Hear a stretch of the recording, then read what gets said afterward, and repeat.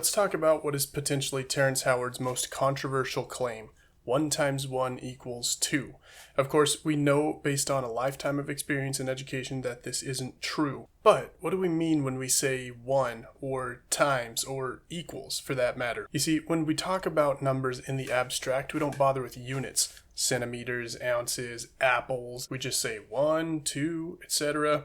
So what are we talking about when we multiply abstract numbers? In truth, we go from talking about those numbers in one dimension to talking about those numbers in 2 dimensions.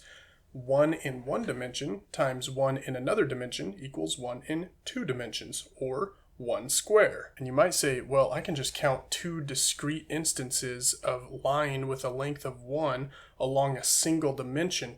And you'd be right, but all you're doing is compacting an inherently 2-dimensional situation into a 1-dimensional model for ease of understanding. The same way that drawing on a piece of paper, an inherently 3-dimensional activity, helps us conceptualize things in 2 dimensions. So really, your 2 dimensions in this situation are length and instances. So if you were to plot this situation 2-dimensionally, you would get 2 instances of length 1. So 1 times 2 would give you 2 like you'd expect, but it changes the nature of that 2. It's now 2 of something else. They're not 2 lengths, they're 2 length instances. Let's take a real example. Say you work in shipping and receiving, and your warehouse stores 2 types of products, a red product and a blue product. At the end of the day, you're looking at your chart of shipments received.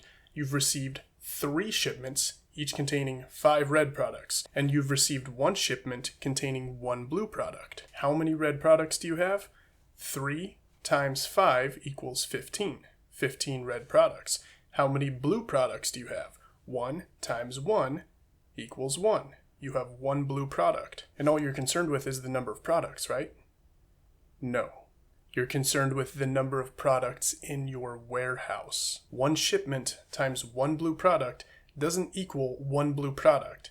It equals 1 blue product that is now located in your warehouse. This is the unspoken dimension of that operation. You can get crazier with it. Let's say 1 occurrence of receiving a product is a construct of time. It's nothing definite, but rather it represents your recognition of an appropriate assemblage of time-spanning activities that, when all combined in sequence, result in a product arriving at your warehouse. 1 occurrence of delivery inherently includes the occurrence of the delivery driver waking up, reporting to work, driving the vehicle containing the product, and eventually handing it to you. When all of these things have happened, you recognize an occurrence of delivery. Similarly, 1 instance of a blue product represents your recognition of matter, that, when combined in a certain spatial arrangement, results in the existence of a blue product. So now your single delivery of a single blue product can be plotted using discrete units in dimensions of space and time. So you might call your square 1 phenomenon in space-time. So 1 times 1 may equal 1 in the abstract, which is perfectly fine for our everyday purposes. But 1 of anything times 1 of anything else equals something more than either of them, by utilizing 2 dimensions.